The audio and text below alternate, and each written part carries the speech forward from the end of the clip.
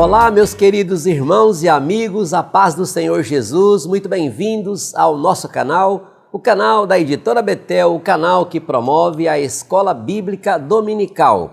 Eu sou o pastor Luiz Prates, estou aqui com os meus amigos, pastor Marcos Santana e pastor William Barros, para darmos sequência ao estudo da nossa preciosa revista Betel Dominical do terceiro trimestre de 2022, que tem como tema Sermão do Monte. Estamos estudando aqui a ética, os valores e a relevância dos ensinos de Jesus Cristo, comentada pelo bispo Abner Ferreira. E o vídeo de hoje é sobre a quinta lição, a justiça moral e a ética do reino de Deus.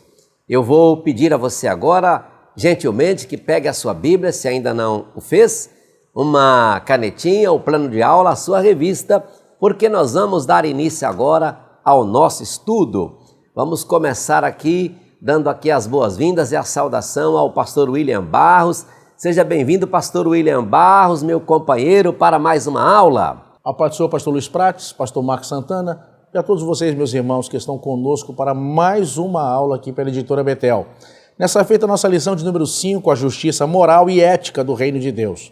Texto áureo está em Romanos capítulo 10, verso 4 e diz: porque o fim da lei é Cristo, para a justiça de todo aquele que crê.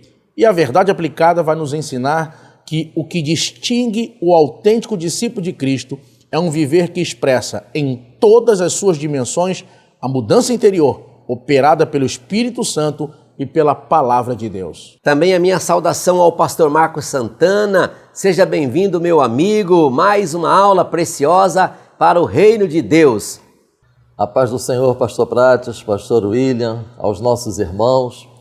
Objetivos da lição: ensinar acerca do significado da lei, mostrar o que era ser um escriba naquele tempo e apresentar a justiça de Cristo.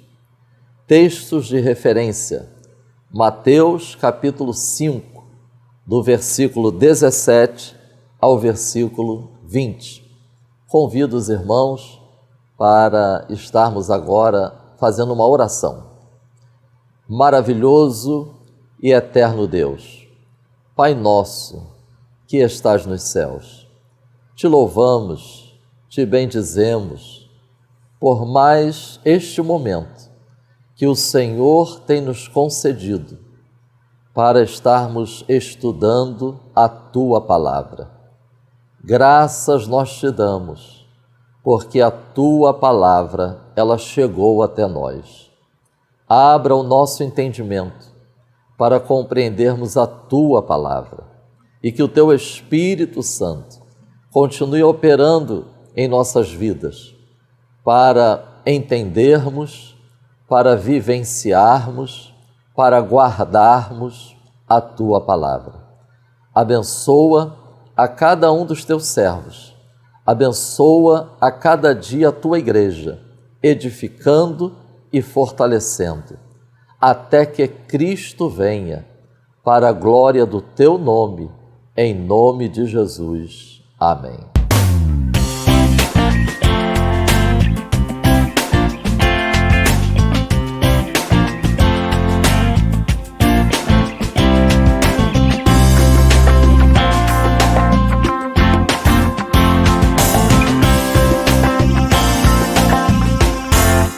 Irmãos, tenhamos em mente, ao estudarmos esta lição, estas verdades. O próprio Senhor Jesus, do versículo 3 até o versículo 16, do capítulo 5 que nós estamos estudando de Mateus, ele nos mostra que nós somos cidadãos dos céus e filhos de Deus. Somos cidadãos do seu reino e filhos de Deus. Agora notemos que no final do versículo 16, nós vemos que Deus seja glorificado.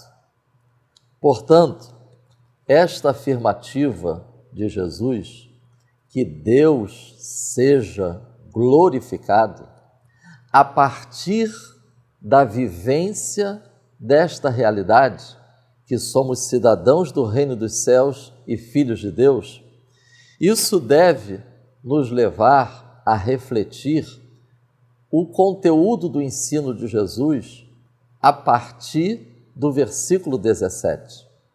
Porque nós vamos ver que a partir do 17, Jesus estará enfatizando a conduta dos cidadãos do reino dos céus. Para tanto, Jesus ele apresenta uma introdução a este assunto. E ele introduz este assunto sobre a conduta dos cidadãos do reino dos céus, focando a sua relação com a lei e os profetas. Isso nós vamos ver dos versículos 17 ao 20. Então, a lição de hoje, ela enfatiza justamente a mensagem de Jesus registrada nestes versículos, que, como eu disse, é como uma introdução ao assunto acerca da conduta dos discípulos de Jesus. Jesus está preparando os seus discípulos e a nós também com esta introdução sobre a relevância de um viver em retidão. Um viver em retidão glorifica o Senhor Deus. Vide a verdade aplicada. Já foi lida, mas leamos de novo. O que distingue o autêntico discípulo de Cristo é um viver que expressa em todas as suas dimensões a mudança interior operada pelo Espírito Santo e a palavra de Deus. Ou seja, é um viver em retidão. Indo para o tópico 1 da nossa lição, entendendo os preceitos da lei. Este tópico, ele foca 3 aspectos sobre este tema. A título de contribuição para ajudar no entendimento do que está sendo tratado nestes 3 subtópicos, a fim de contribuir com a didática na hora do estudo e da transmissão, eu quero propor que esses 3 subtópicos, eles estão tratando do seguinte. O primeiro é como se apresentasse uma conexão entre o povo de Deus e a lei dada por Deus ao seu povo. Segundo subtópico, nós vamos encontrar 2 revelações que são bastante contrastantes a partir da entrega da lei. E terceiro, enfatiza o elevado padrão que se exige do povo de Deus com a entrega da lei. E aí a pergunta que eu deixo para estarmos refletindo nesse subtópico 1.3 é: como lidar com este elevado padrão? Vamos então para o subtópico 1.1. Como eu disse, nós vamos encontrar nesse subtópico uma conexão entre ser povo de Deus e a lei. Eu destaco as seguintes expressões que nós encontramos no texto da nossa lição: regular comportamentos, organizar a sociedade e estabelecer certo e errado. Diante destes objetivos, eu proponho refletirmos nestes assuntos cujos princípios são perfeitamente aplicáveis a nós. Vejamos, irmãos, Êxodo, capítulo 8, versículo 25 e o versículo 27. Para adiantar, eu falo com os irmãos que no versículo 25, Faraó, ele diz para Moisés para sacrificar a Deus na terra do Egito. Quando Moisés vai falar com Faraó dizendo que Deus mandou que liberasse o seu povo. No versículo 27, nós vamos encontrar a resposta de Moisés para Faraó. Sacrificaremos como ele nos dirá. Então, nós já podemos aqui iniciar essa reflexão sobre a conexão. Deus está libertando o seu povo do Egito, mas Deus vai ainda dizer ao seu povo como o seu povo estará servindo a Ele. Êxodo, capítulo 19, versículos 3 a 6. Aqui, irmãos, o povo já tinha saído do Egito e agora estava o povo diante do Monte Sinai.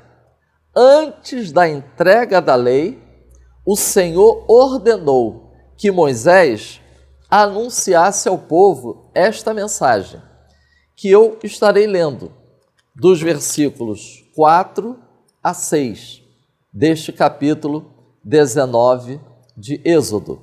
Vós tendes visto o que fiz aos egípcios, como vos levei sobre asas de águias e vos trouxe a mim. E na minha Bíblia eu sublinhei esta expressão, vos trouxe a mim. Fomos libertos para Deus. Versículo 5. Agora, pois, já que fomos levados pelo próprio Senhor a Ele, agora, pois, se diligentemente ouvirdes a minha voz e guardardes o meu concerto, então sereis a minha propriedade peculiar dentre todos os povos, porque toda a terra é minha. Versículo 6. E vós me sereis reino sacerdotal e povo santo. Estas são as palavras que falarás aos filhos de Israel. Então, irmãos, notemos que há uma íntima conexão entre ser povo de Deus e a lei que estava para ser entregue. O próprio Deus está dizendo que fomos libertos, o povo de Israel foi liberto para ser dele.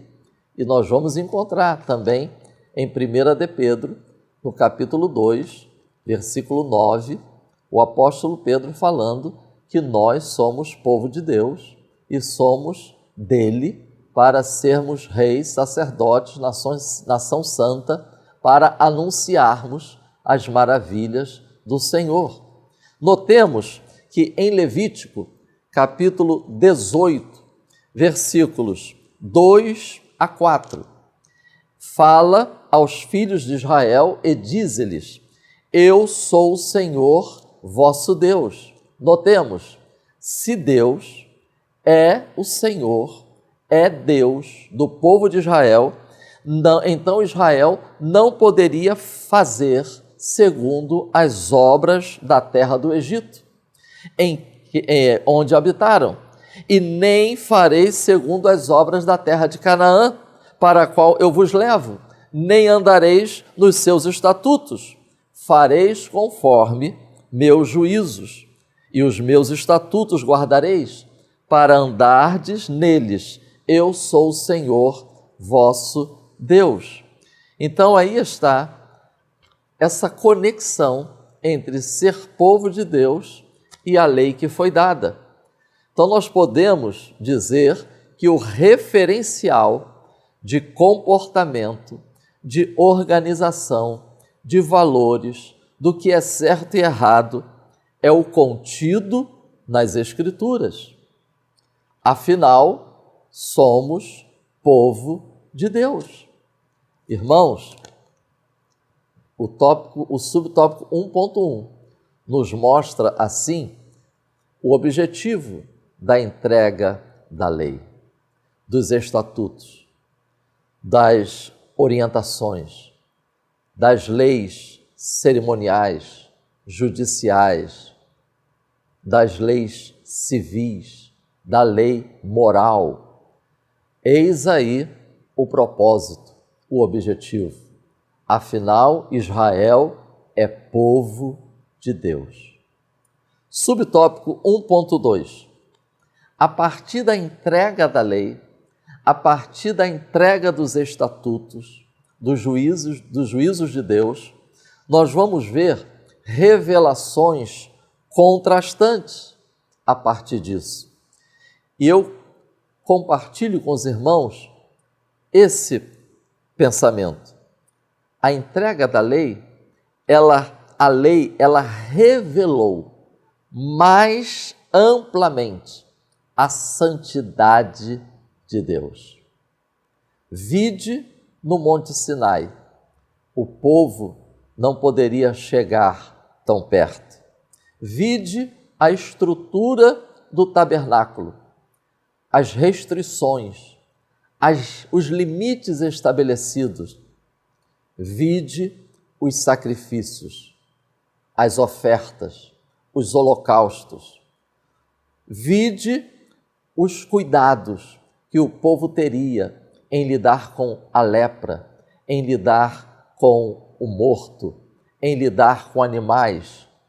A lei, ela ampliou o grande conhecimento acerca da santidade de Deus.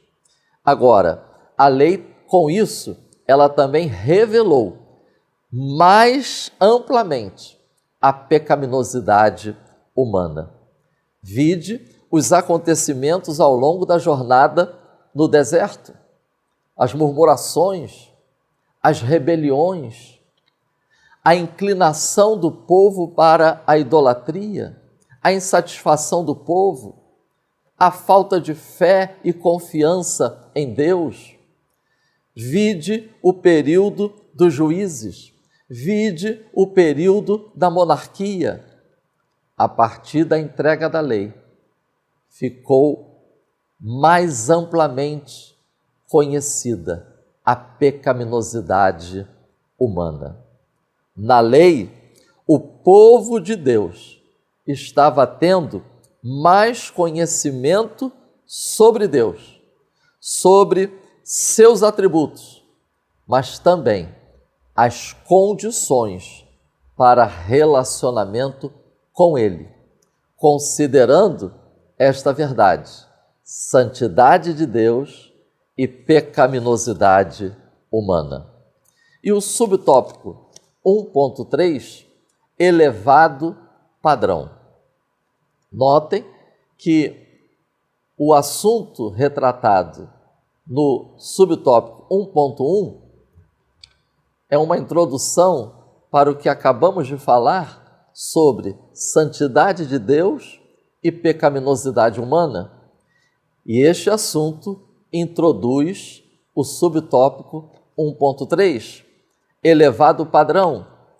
Tenhamos em mente esta pergunta: como lidar com tal nível de exigência?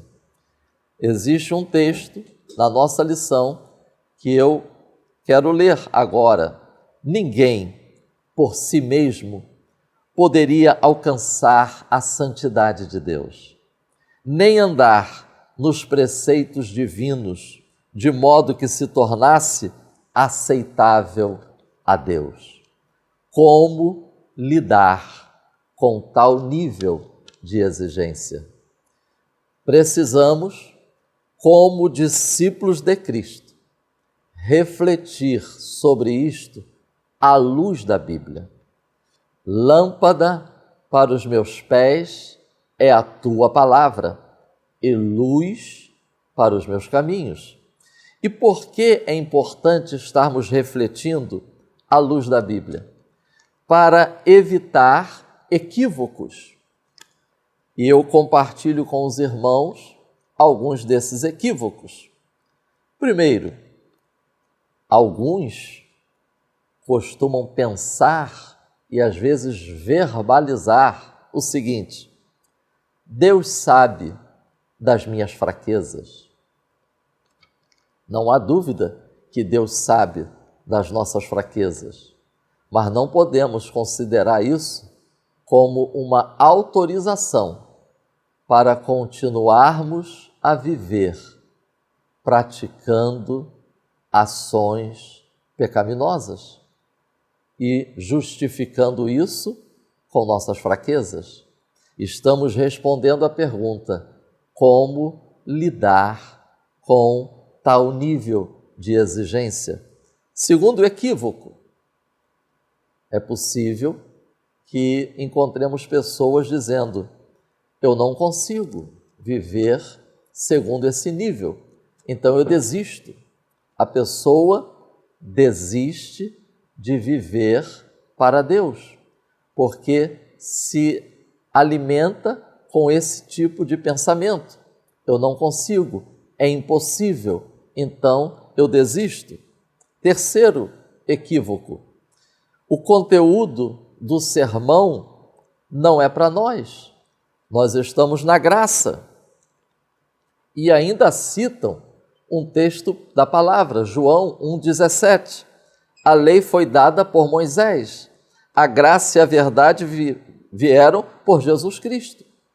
Na verdade, esse texto está contrastando, mostrando a diferença entre Moisés e Jesus Cristo, porque o versículo anterior fala que com Cristo veio a plenitude, e o próprio Cristo, em Mateus, no capítulo 5, Jesus mesmo disse: eu não vim destruir a lei, eu não vim destruir os profetas, eu não vim revogar, eu vim cumprir. Precisamos ter cuidado com esse equívoco de considerar o sermão da montanha não aplicável a nós. Quarto equívoco é uma vida de esforço humano e busca por merecimento. Cuidado, porque nós precisamos estar atentos aos alertas que o próprio Cristo ele apresentou. Vide a parábola do fariseu e do publicano. Quando chegaram diante de Deus em oração, o fariseu ele achou que era merecedor, porque ele estava se esforçando, ele estava procurando praticar tudo aquilo que a lei dizia, e o publicano, ele batia no peito e pedia misericórdia, ele reconhecia as suas falhas, mas ele conhecia a Deus a tal ponto de pedir misericórdia. Irmãos, notemos o exemplo de Davi. Davi tinha consciência de sua pecaminosidade. Davi, a partir da consciência de sua pecaminosidade, existe o arrependimento, existe a fé, a confiança na graça de Deus. E isso ficou bem expresso no Salmo 51. O Antigo Testamento, ele já anunciava o novo nascimento. Jeremias, capítulo 31, versículos 31 a 33, Ezequiel, capítulo 36, versículos 25 a 27. Ou seja, a obra de Deus no interior do ser humano. Tanto é que quando Nicodemos vai ter com Jesus, e Jesus diz que tem que nascer de novo, Nicodemos não entende, Jesus diz: tu és mestre em Israel e não sabes isto? Porque Jeremias e Ezequiel já tinham falado sobre esta obra da transformação interior. Vide a verdade aplicada. Ela fala de mudança interior e da ação do Espírito Santo e da palavra de Deus. Que o Espírito Santo continue agindo em nós. Que o Espírito Santo continue nos guiando, nos capacitando, nos esclarecendo. Porque o próprio Cristo encerra o Sermão da Montanha: aquele que ouve as minhas palavras e as pratica. É possível pelo poder do Espírito Santo, após a experiência do novo nascimento. Que Deus nos abençoe. Amém. Muito obrigado, pastor Marcos Santana, pelo fechamento aqui do ponto 1, entendendo os preceitos da lei. Nós aprendemos aqui neste ponto que Jesus afirmou que a lei é tão importante que nem sequer o menor detalhe escrito deixará de cumprir. E assim nós podemos ir ao ponto 2 com o pastor William Barros, os escribas e a lei. Meus amados irmãos, alunos e professores, o nosso tópico 2 é um tópico muito importante e antes de começar eu já quero dar uma dica aqui para os professores. Tem que se tomar muito cuidado nessa aula para que a aula não fique muito técnica, para que não traga um conhecimento sem edificação. Não basta nesse tópico 2 entendermos apenas as funções do escriba, as diferenças dele com o fariseu e o papel dele com relação à interpretação da lei. Nós precisamos associar isso a uma aplicação prática e ao mesmo tempo buscar nisso uma edificação. E é o que eu vou fazer agora com vocês aqui. Então, cabe aos professores nesse domingo tomar muito cuidado para não serem apenas técnicos, não serem apenas trazer aos alunos apenas dados e informações históricas. Esse não é o objetivo da Escola Bíblica Dominical. Se nós nos determos, pararmos apenas nessa questão, teremos falhado em nosso objetivo de instruir e de ensinar pessoas para a vida eterna e prepará-las para enfrentar o mundo e os desafios. Então, esse é um alerta que eu faço aqui aos professores. Vejam, tendo dito isso, o nosso tópico 2 vai falar sobre os escribas e a lei. Quem são ou quem eram os escribas? O que eles faziam? Quais eram as funções determinadas aos escribas?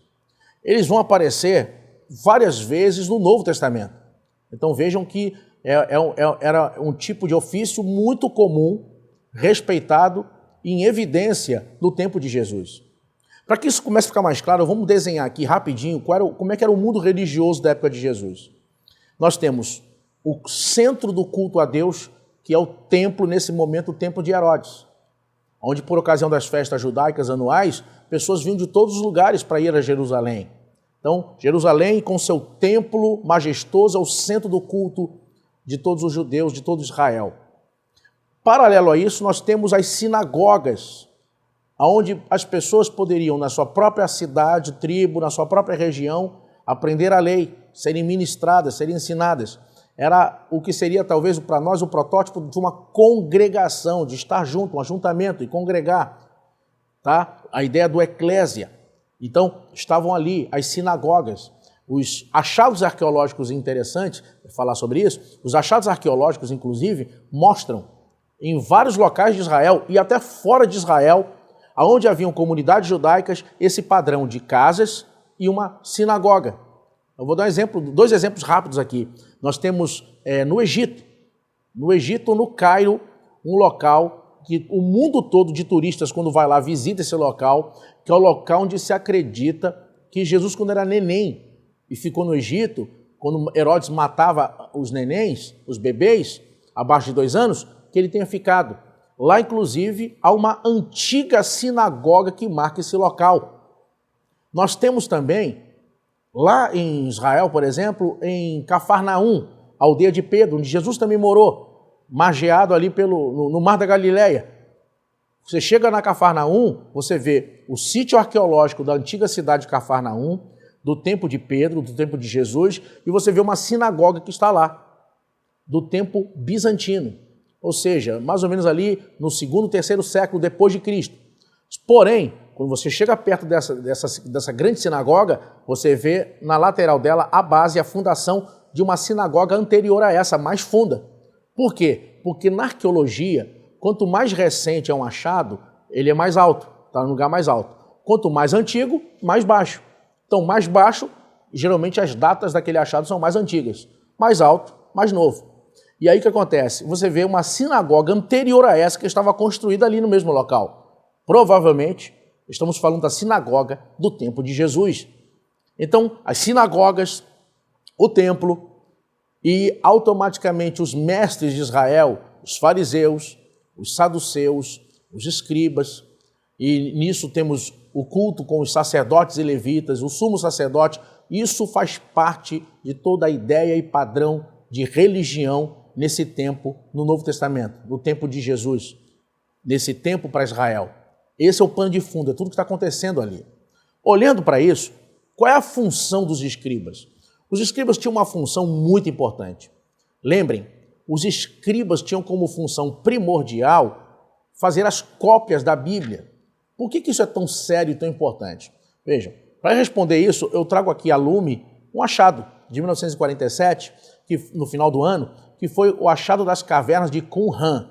Qumran é um local, tem um complexo de cavernas que fica próximo ao Mar Morto e fica ali mais ou menos a uns 60 quilômetros de Jerusalém, bem pertinho de Jericó, uns 15 quilômetros de Jericó. Esse local foi achado os famosos rolos do Mar Morto, onde se achou, com exceção do livro de Esther, todos os livros do Antigo Testamento, inteiros ou fragmentados. Agora, temos que lembrar também o seguinte, o achado foi feito por um garoto, por um beduíno, pastor de rebanhos, e ele desconhecia a origem e a importância daquele achado. E ele pegou, estava frio, e jogou vários desses rolos no fogo para se aquecer do frio. Então, é bem provável também que vários rolos de Esther e até de outras partes da Bíblia maiores e melhores tenham sido queimadas também assim. Agora, quando a gente olha para os achados do rolo do Mar Morto, qual é a importância? Lembrem, o Novo Testamento é o documento antigo, os rolos, pergaminhos do Novo Testamento. O Novo Testamento é o documento antigo mais bem documentado do mundo. São milhares de cópias ou fragmentos. O Novo Testamento é o documento antigo mais bem documentado do planeta. O Antigo Testamento, as cópias que nós tínhamos, mais antigas, eram as cópias que datavam mais ou menos de 1000 depois de Cristo. E aí, o que vai acontecer? Muitas pessoas diziam, os inimigos da Bíblia diziam, está muito longe dos originais, pode ser que tenha erro, etc. Quando acham os rolos do Mar Morto, o que ocorre?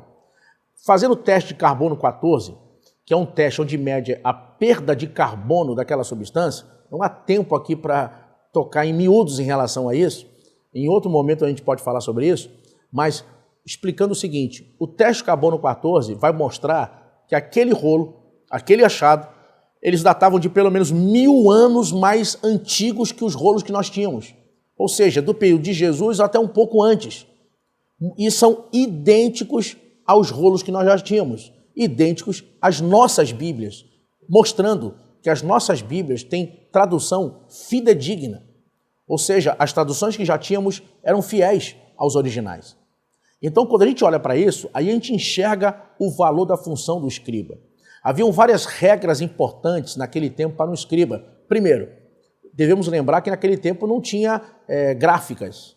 Tudo era feito de forma manuscrita, ou seja, à mão. Então, você imagina o trabalho que dá para fazer uma cópia da Bíblia. Não era assim, chegar ali e comprar uma Bíblia. Não tinha. Isso só vai acontecer já lá no futuro, né, com Gutenberg, quando vai inventar o prelo. E o primeiro livro a ser publicado é a Bíblia Sagrada. Agora, quando a gente olha para o trabalho do escriba, como é que funcionava isso? Primeiro, quando se fazia um pergaminho, por exemplo, o couro do animal para fazer as páginas, os rolos, tinha que ser de animal limpo. Até os fios que eram usados para costurar folha com folha, tinha que ser de animal limpo. Ou seja, já com isso você eliminava muitos dos pseudo-rolos que poderiam aparecer. Por quê? Porque uma pessoa que não fosse judeu não ia ter tanto conhecimento ou preocupação de animal limpo, fio de animal limpo, ele não se preocuparia com isso. Então já seria uma forma de eliminar muitos falsos rolos que apareceriam. Outra coisa, os rolos, quando feitos, preparados, tinha que ser feito por um escriba judeu, e além disso, ele tinha que usar uma tinta exclusiva para fazer aquilo, quer dizer, era uma outra forma já também de eliminar uma falsificação. E quando fosse escrever os nomes de Deus, Elohim, El Shaddai, etc., tinha que botar uma tinta específica, especial para aquilo. E quando fosse escrever Jeová, tinha que parar e tomar um banho, se lavar, porque é muito santo. Você imagina, um salmo da Bíblia que aparecesse 7 vezes Jeová no mesmo salmo. 7 vezes ia ter que tomar banho, se banhar antes de escrever. Agora, por isso, a gente pode já tirar uma lição muito importante. Qual? Se davam essa importância e valor a Deus e ao que ele fala. Lembre que Moisés vai dizer em Deuteronômio 8 o quê? Que nem só de pão viverá o homem, mas de tudo que procede da boca de Deus viverá o homem. Então, quando a gente para pensar nisso, irmãos, de que forma devemos lidar, que honra devemos dar, que valor devemos dar à palavra de Deus. O escriba, quando ia escrever uma cópia da Bíblia, tem outro detalhe. Quando fosse escrever, ele era proibido de escrever de memória. Você imagina, você que está assistindo essa aula, você deve conhecer várias passagens de memória, né? Pega o Salmo 40, Salmo 23, Salmo 91. Quantos irmãos aí não seriam capazes de falar de memória o Salmo 91? Você acha que um escriba que estava acostumado a escrever versículo por versículo, a Bíblia toda, o Antigo Testamento todo, lembrem, nós não tínhamos nesse tempo o Novo Testamento ainda. Então, era escrito o Antigo Testamento, o Torá, que são os 5 livros, Gênesis, Êxodo, Levítico, Números e Deuteronômios, ou a Bíblia toda, que se tinha na época, era o Taná, que era o quê? De Gênesis a Malaquias. Não aparece na Bíblia judaica na mesma ordem da nossa, mas é o mesmo conteúdo e a mesma quantidade de mensagem, é a mesma coisa. Só muda a ordem e a forma como os livros aparecem. Agora, o que acontece? Meus irmãos, você imagina, um escriba vai escrever, ele já devia saber um monte de passagens de memória, mas era proibido escrever de memória. Ele tinha que parar e falar em voz alta a palavra que ele ia escrever. Por exemplo, o Senhor é meu pastor. Ele tinha que falar o, e tinha que contar quantas letras tinha naquela palavra. O, uma. Então, bota lá, Senhor, o. Depois, Senhor, falava em voz alta. Então, tinha que contar as letras. Contou? Escreve. Uma por uma. Uma por uma. Tinha que falar em voz alta e contar quantas letras tinha a palavra e escrever. E o que vai acontecer? Se ele cometesse um erro, imagine que aquele rolo tem 10 folhas. Ele cometeu um erro, não podia apagar e escrever de novo. Tinha que cortar, tirar aquela folha que estava com erro e destruí-la. Colocar uma outra folha no lugar e começar do zero naquela folha. Não no rolo todo, naquela folha. Cometeu o segundo erro, se acontecesse, mesma coisa. Cortava, tirava aquela folha, destruía ela, colocava outra folha. E fazia aquela folha de novo. Porém, se cometesse terceiro erro, é muito erro. A palavra de Deus não pode ter erro. O que fazia? Pegava o rolo todo e destruía e começava do zero. Por aí, você imagina a dificuldade, o labor e a dureza que deveria ser, ao mesmo tempo que era honroso, claro, mas devia ser realmente um trabalho muito difícil, muito cansativo, o trabalho do escriba. Ele tinha uma responsabilidade vital na nação de Israel, que era a responsabilidade de dar ao povo a palavra de Deus, para que o povo pudesse ter acesso à palavra do Senhor. Vejam, enquanto os fariseus basicamente eram os mestres que ensinavam, eles eram aqueles mestres que davam a palavra de Deus escrita para que o povo tivesse acesso à palavra de Deus, para que as sinagogas com os cultos tivessem a palavra de Deus, para que no templo tivesse a palavra de Deus. Ou seja, a função do escriba era uma função importantíssima e vital. Qual é a lição que a gente vai tirar disso? Inclusive, a gente tem uma passagem na Bíblia de um encontro de Jesus com um escriba, que é muito interessante. Essa passagem vai aparecer em Mateus 8 e vai aparecer em Lucas, capítulo 9. Em Mateus 8, em Lucas 9, nós não sabemos quem é a pessoa, a identidade dele é anônima, é preservada. Mas aqui em Mateus, capítulo 8, no versículo 19, a gente vai ver quem é a pessoa que fala com Jesus. A Bíblia diz assim: e aproximando-se dele um escriba, disse-lhe: mestre, aonde quer que fores, eu te seguirei. Um escriba vem até Jesus e aparentemente decide seguir a Jesus por onde quer que fosse. É o contato dos mestres de Israel também com Jesus. A Bíblia vai mostrar que sacerdotes começaram a se converter depois. Então, olha que coisa interessante. Quando a gente olha a função do escriba, o papel deles na sociedade daquela época, quando a gente olha o contraste do papel deles em relação aos outros mestres de Israel, o nosso tópico 2.3 vai dizer o seguinte: William Barclay informa que os escribas já estavam em evidência desde o retorno do cativeiro babilônico. Eles, durante muitas gerações, transmitiram a lei de forma oral e esta foi conservada de geração em geração pelos escribas. Para o judeu ortodoxo do tempo de Jesus, a obediência a Deus envolvia a observância de milhares de regras e estatutos legalistas, consideravam literalmente essas meticulosas disposições como questões de vida ou morte que tinham a ver com seu destino eterno. Ele acreditava que o que não estava claro na lei deveria estar implícito e, por um procedimento lógico de dedução, criaram milhares de regras, estatutos e regulamentos. Essa era a lei dos escribas. Então vejam, os escribas no tempo de Jesus têm um papel vital na cultura e na religião do povo judeu. Participavam ativamente dos costumes e também das práticas religiosas e sociais do povo. Ao mesmo tempo, tirando essa parte que levou fatalmente eles ao legalismo hipócrita, nós temos a função na qual nós devemos realmente olhar para eles com uma dívida enorme de gratidão. Se não fossem pessoas como essa, que se dedicaram à palavra de Deus, abriram mão de sua vida pessoal, porque um trabalho como esse deve ter consumido muitos e muitos dias, semanas, meses. É só olharmos como, por exemplo, foi feita a cópia da Septuaginta, que foi a primeira tradução que nós tivemos do Taná, do Antigo Testamento, original em hebraico, para o grego. Foi feito lá em Alexandria, no Egito. Quando nós olhamos para isso, todo esse trabalho exaustivo, cansativo e meticuloso, nós temos uma dívida enorme de gratidão com essas pessoas. E aí, a pergunta é como isso afeta a gente, na forma como lidamos com a Bíblia. Sabe, irmãos, pessoas hoje já não se preocupam mais em nem andar com a Bíblia, nem levam mais a Bíblia consigo para a igreja, sabe? Já se adaptaram a levar simplesmente o celular. Nós temos visto pregadores que já não abrem mais a Bíblia. Chega no púlpito, liga o celular, a tela do celular e começa a ler. Não, que isso não seja prático e não seja uma opção. Imagina uma pessoa que está voltando do trabalho, da faculdade, uma pessoa que quer ler a Bíblia indo para trabalhar, uma pessoa que tem um momento livre na hora do almoço e quer ler a palavra, ou uma pessoa que está vindo direto do trabalho ou de algum outro local que não pôde ir em casa e quer ir para a igreja e tem a Bíblia no celular. Não há problema nisso. Mas quando a gente, na nossa prática religiosa, nossa prática de vida, diária de fé, já não dá importância ao livro santo, a ponto de, em qualquer outro compromisso, qualquer outra ida à igreja, que não seja essas que eu mencionei, emergenciais ou em situações que não há possibilidade de ir em casa, e a pessoa já também não se preocupa.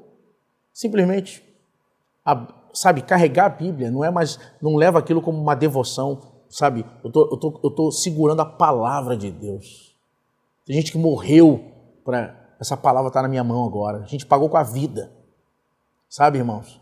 Qual o valor que nós estamos dando à palavra? Qual o valor que nós estamos dando à palavra de Deus? Então, fica aqui essa palavra, essa exortação. Avalie. Lembre, isso aqui não é para mudar os outros. Isso aqui é para mudar você e a sua casa. Ensine seus filhos. Mostre o exemplo. Deixe que eles vejam você carregando a Bíblia. Deixe que eles vejam você estudando a Bíblia. Permita que seus filhos percebam como você é com relação à palavra de Deus. Deus abençoe vocês, em nome de Jesus. Muito obrigado, pastor William Barros, fechando o ponto 2 aí, onde nós aprendemos que na época de Jesus, o que constituía a verdadeira religião e o verdadeiro serviço a Deus para o judeu ortodoxo era a lei dos escribas. Extraordinário, né? Então assim nós podemos fechar este vídeo, estudando agora o ponto 3. O ponto 3 tem como título Jesus Cristo e o cumprimento da lei. Meus irmãos, a fé cristã era, nos primeiros anos da igreja, percebida como uma nova religião que buscava derrubar a lei ancestral dos judeus. Mas Jesus, de maneira intrigante, afirmou que ele não veio para abrogar a lei, e sim para cumpri-la, conforme Mateus 5,17. Ponto 3, ponto 1 diz, Jesus não veio anular a lei.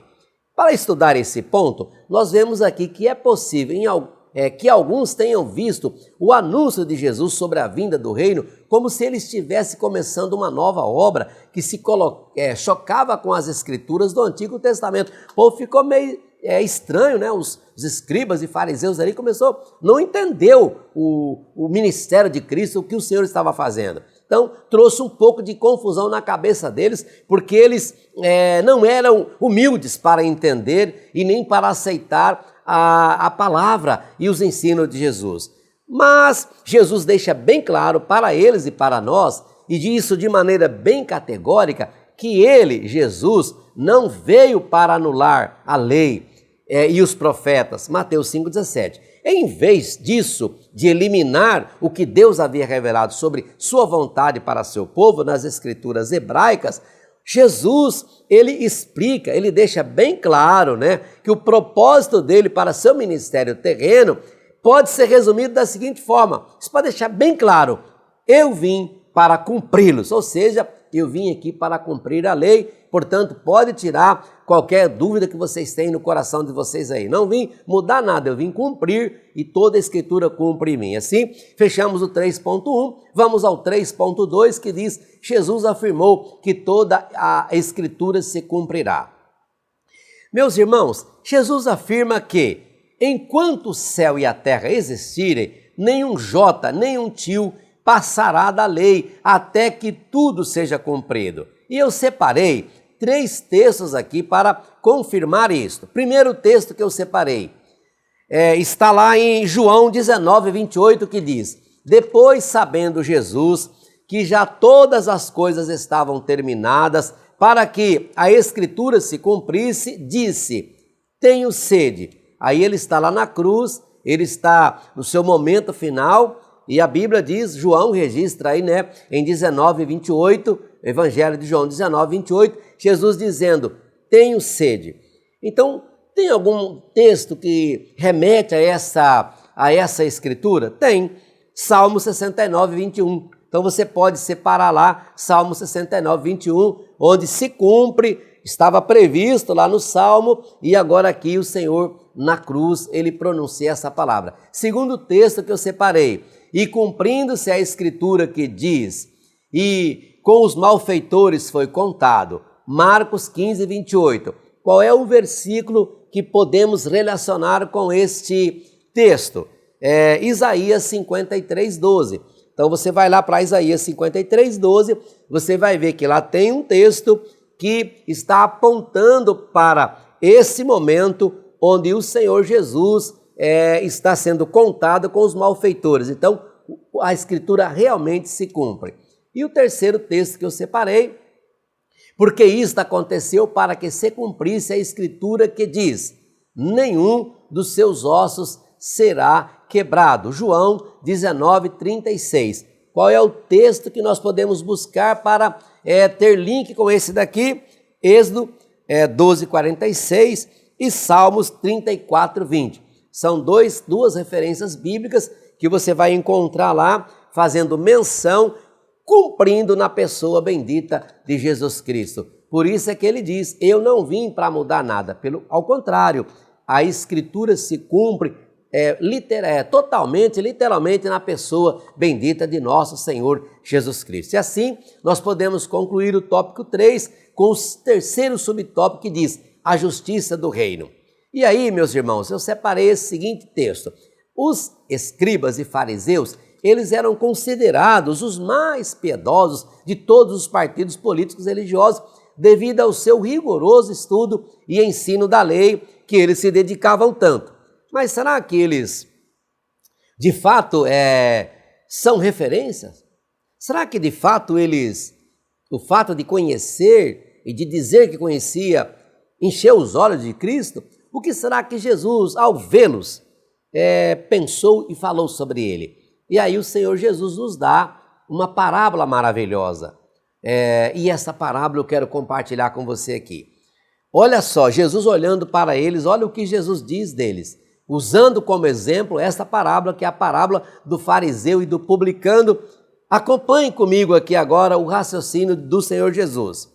E ele propõe aos discípulos essa parábola quando ele diz: e diz esta parábola a uns que confiavam em si mesmo, crendo que eram justos e desprezavam os outros. Então Jesus, olhando esse tipo de gente, considerava que eles eram justos e desprezava os outros por achar que não eram justos, só porque o irmão do lado não faz exatamente o que ele faz, olha o que ele propõe. E ele diz assim: 2 homens subiram ao templo para orar. 2 homens vão tudo para a igreja para orar. Um fariseu e o outro publicano. O fariseu, estando em pé, orava consigo desta maneira: ó Deus, graças te dou, porque não sou como os demais homens, que são roubadores, injustos e adúlteros, nem ainda como este publicano. Eu jejuo 2 vezes na semana e dou os dízimos de tudo quanto possuo. Aparentemente, muito bonito, não? Essa colocação, nossa, louvável. Mas será que Jesus, ao contar essa parábola, será que Jesus estava querendo dizer para nós o quê? Olha só esse cidadão. Os 2 vão ao templo, os 2 estão em pé e os 2 estão orando. Olha a diferença de um para o outro. O fariseu está destilando, jogando para fora toda a sua vaidade, sua autopromoção, dizendo do seu eu jejuo, eu oro, eu busco, eu não sou que nem os outros, muito menos com esse publicano que está aqui ao meu lado. Olha só, os dois estão no templo, os 2 estão orando, os 2 estão em pé, os 2 estão oferecendo culto a Deus, mas olha como o Senhor está recebendo o culto dos 2. Jesus está se referindo a este cidadão e a sua oração. Olhando para o publicano, diz o Senhor Jesus: o publicano, porém, estando em pé, de longe, nem ainda queria levantar os olhos ao céu, mas ele batia no peito, dizendo: ó Deus, tem misericórdia de mim, pecador. Então o Senhor faz essa comparação. 2 crentes sobem ao templo, 2 crentes vão orar, 2 crentes estão em pé, 2 crentes estão fazendo a mesma oração. Um fariseu e um publicano. Qual desses 2 o Senhor Jesus aprovou? Qual desses 2 pode ser tido como exemplo? Qual dessas 2 orações foi recebida diante do céu? As 2? A do fariseu, a do publicano? Quem você acha? O próprio Jesus, ele conclui dizendo: digo-vos que este, apontando para o publicano, ele diz: desceu justificado para sua casa.